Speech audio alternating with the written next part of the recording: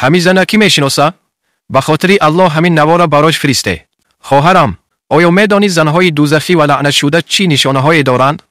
طبق روایت مسلم پیامبر خدا درود خداوند بر او باد یکی از صفاتهای زنان دوزخی را چنین بیان فرمودند که لباس پوشیدند ولی با وجود لباس پوشی برهنه و لوچ هستند.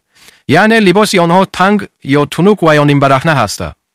در دوام حدیث پیامبر خدا فرمودند که این گونه زنان داخل جنت نمی شوند و حتی بوی جنت هم در مشامشان نمی رسد.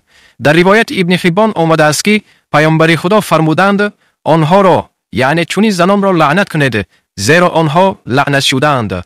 من کسی را حکم به دوزخ نمی کنم ولی این صفت هایی که پیامبر خدا بیان فرمودند در شما 100% دیده می شود. زنهایی که به حجاب و با لباس های نیم برهنه به نمایش می برآیند مبادا از جمله چنین زنان دوزخی و لعنت شده باشه.